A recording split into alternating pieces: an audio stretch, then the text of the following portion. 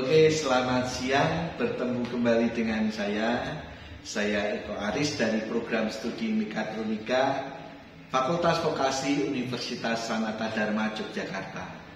Nah, hari ini saya patut bersyukur karena hari ini dan detik ini saya sedang membuat video yang nanti akan saya upload di channel saya. Ini adalah video ke-500. Jadi sudah ada 500 video yang saya upload di channel saya, semua terkait dengan mekatronika, bagaimana kita diskusi bersama di situ tentang mekatronika, kita belajar tentang elektropneumatik, kita belajar tentang elektrohidrolik, kita belajar tentang sensor, kita belajar tentang PLC, kita belajar tentang motor listrik, motor AC 3 pas dengan inverter, motor AC 3 pas dengan kendali kontaktor, kita belajar pengendalian motor servo dengan menggunakan PLC, pengendalian motor stepper, kemudian belajar desain HMI, termasuk sekarang ini saya berada di lab robotika. Kita juga banyak diskusi tentang bagaimana pemrograman robot industri.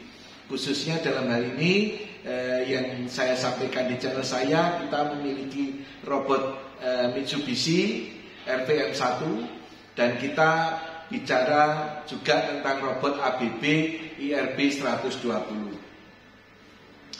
Terima kasih yang sudah melihat channel saya, yang sudah subscribe. Sampai sekarang sudah ada sekitar 6.678 ya, 6.678 subscriber. Terima kasih. Nah, semoga channel saya bermanfaat buat teman-teman, terutama yang ingin belajar tentang mekatronika, ingin belajar tentang elemen-elemen yang nantinya digunakan di dalam sistem mekatronika yang ada di industri. Nah, untuk video ke-500 saya di sini, saya akan diskusi tentang pemrograman robot industri, khususnya robot Mitsubishi RVM1 yang sudah memanfaatkan input-output dari luar. Ya, jadi kita nanti mempunyai modul input-output yang nantinya bisa kita gunakan untuk mensimulasikan robot saat berkomunikasi dengan dunia luar, ya. Nah, robot itu nanti akan semakin banyak digunakan di industri karena fleksibilitasnya. Tetapi untuk supporting sistem robot supaya sistemnya nanti lebih terjangkau harganya, murah, maka ada sistem support yang dikendalikan oleh PLC. Ya, dengan di situ ada motor listriknya sebagai aktuator, elektropneumatik ataupun elektrohidrolik.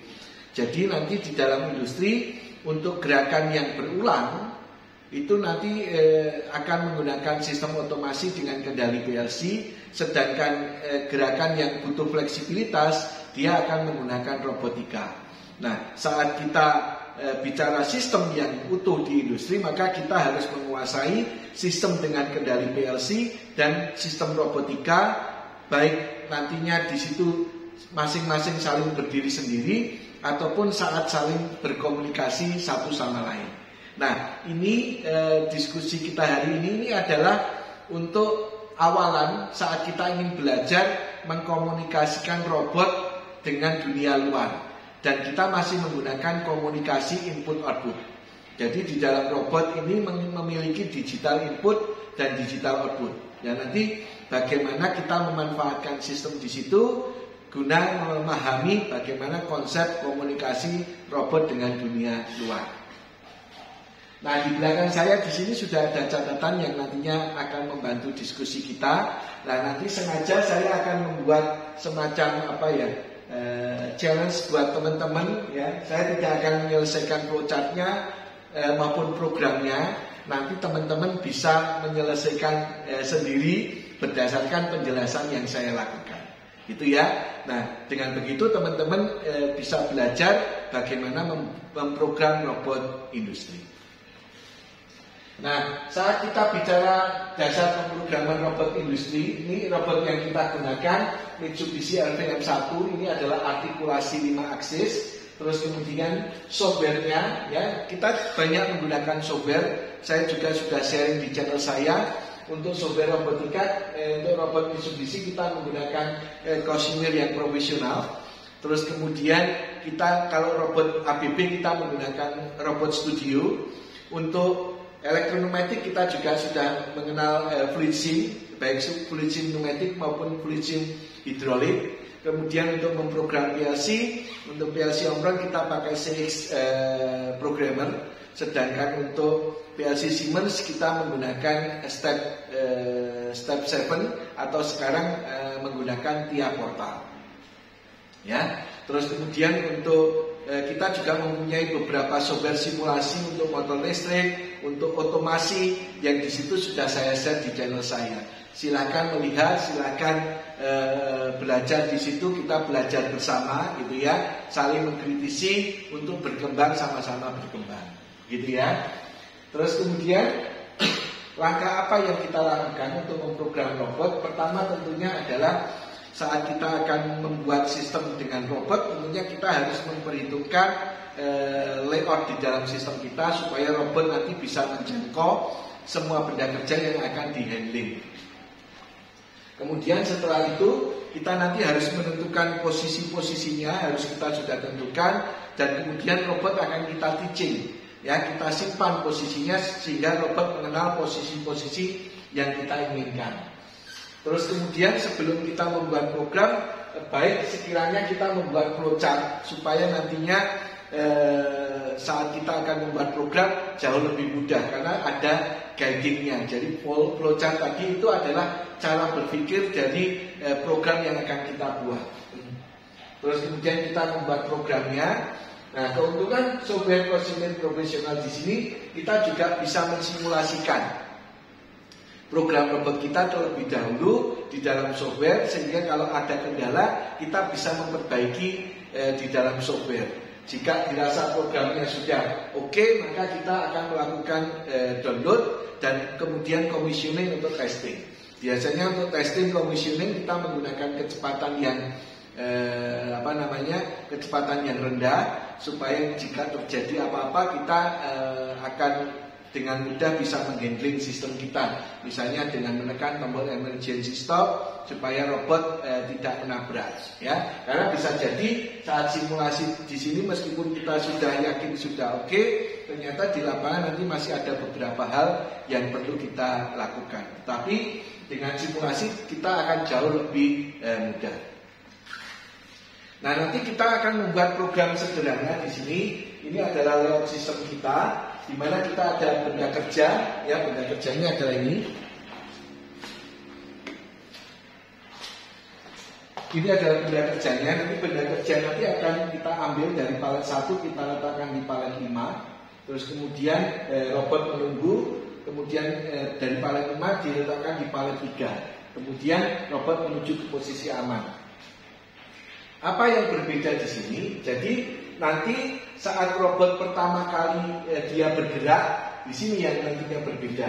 Maka yang pertama karena robot kita itu menggunakan rotary encoder yang incremental, maka kita harus nesting dulu, ya, reset sistem supaya tahu robot posisinya ada di mana. Setelah itu robot menuju ke posisi aman. Nah, di sini setelah robot menuju ke posisi aman, robot ini harus memberi informasi ke luar, ya, bahwa saya sudah siap.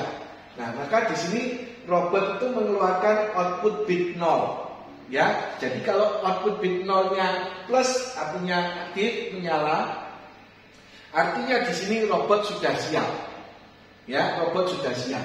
Maka kemudian yang harus dilakukan apa? Nah, di sini tentunya sistem yang ada di luar nanti berproses, misalnya mengirim barang, memproses barang terlebih dahulu sebelum akhirnya nanti dikirim.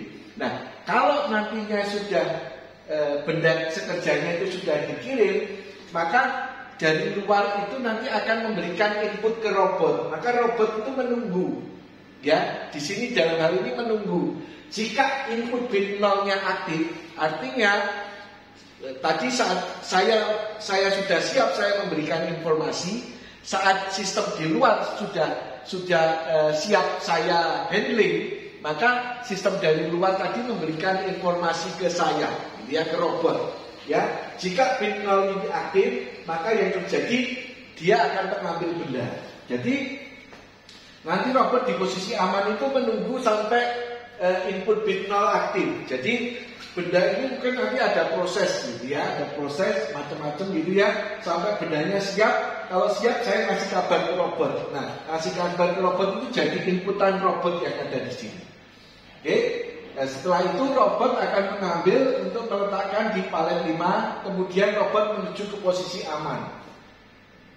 Saat robot menuju posisi aman, robot itu kemudian mengeluarkan output bit yang lain. Ya, misalnya output bit 1 yang menandakan bahwa bendanya sudah saya letakkan di sistem di palet 5. Nah, di palet 5 di sini akan memproses ya sistemnya. Setelah ini diproses, apa yang dilakukan dari kontrol di luar, ngasih kabar lagi ke robot, ya, mengasih input lagi ke robot, ya. Untuk kasus ini nanti silakan dilanjutkan kodaknya. Nah, kalau sudah dikasih robot dapat input, maka dia akan mengambil benda untuk diletakkan di palet 3, kemudian menuju ke posisi aman dan selesai. Seperti itu, ya. Nah, bagaimana cara kita memprogram yang ada di sini? Ini adalah perintah-perintahnya. Yang warna biru kemarin sudah kita pelajari.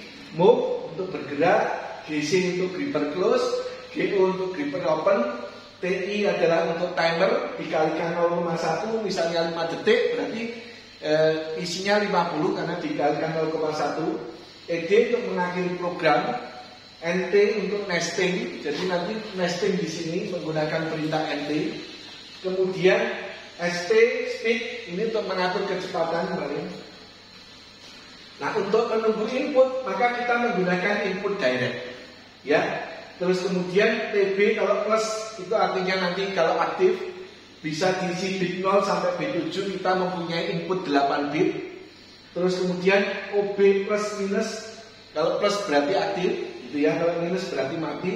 0 sampai 7 itu artinya kita punya 8 bit output juga. Terus kemudian GT itu menuju ke baris tertentu, ya.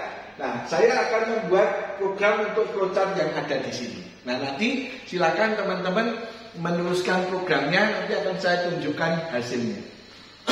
Oke. Mari kita program pertama. Yang pertama berarti saat diaktifkan dia harus menuju ke posisi nesting. Ya, harus menuju ke posisi nesting.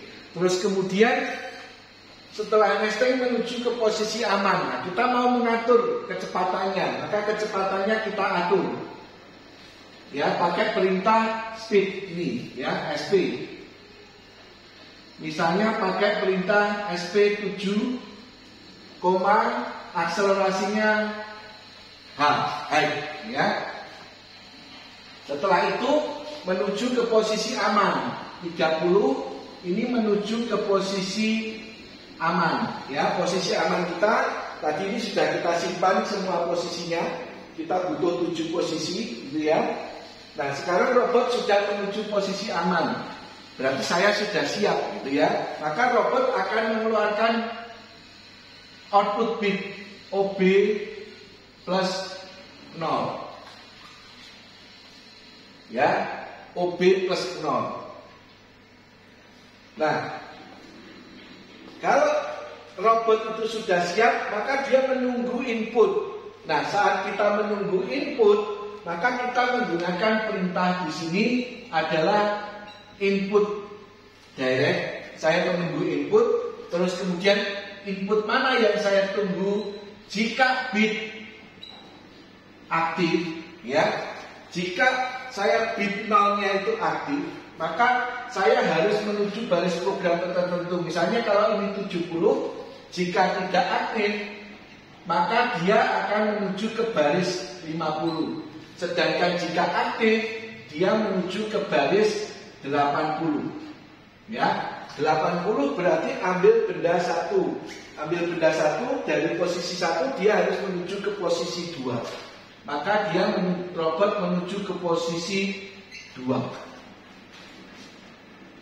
Nah, ini yang penting programnya di sini, bahwa kalau di sini TB ini 0 ini belum aktif, maka program itu akan muter-muter. Ya, di sini muter terus. Karena 50, 60, 70, GT 50 lagi, 60, 70, GT 50. Tapi kalau ini aktif, dia langsung loncat ke baris 80. Ya, move ke posisi 2 karena setelah itu kan ambil benda 1 di palet 1. Maka move ke posisi 2.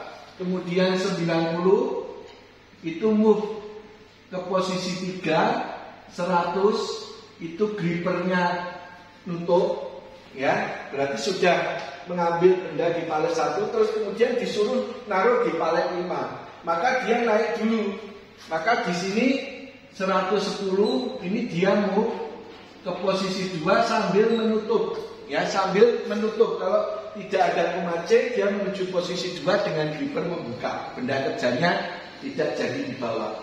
Kemudian 120 ini move ke posisi 4, ya, di atas di sini sambil membawa benda.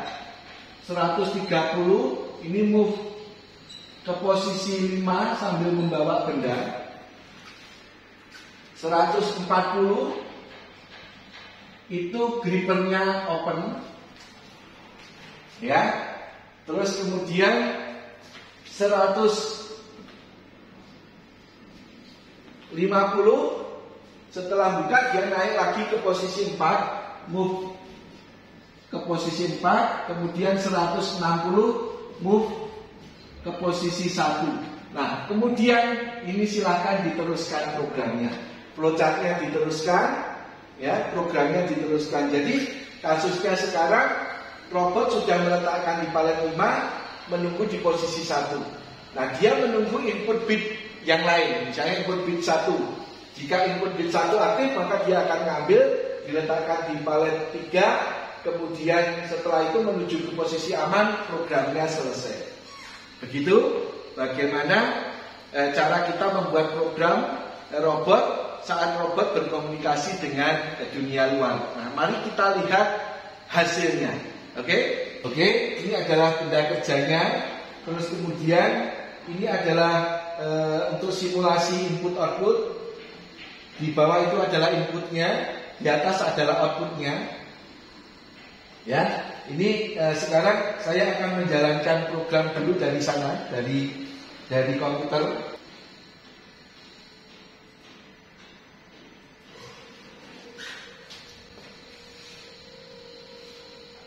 Robot menuju ke posisi nesting, ya. Nanti kita lihat di sini, ini output bit 0 dan 1-nya masih menyala, ya. Jadi di dalam program kita nanti kita matikan dulu, ya. Kita tambahkan nanti program untuk mematikan dulu. Jadi nanti setelah nesting, dia akan mematikan sistem yang ada di sini.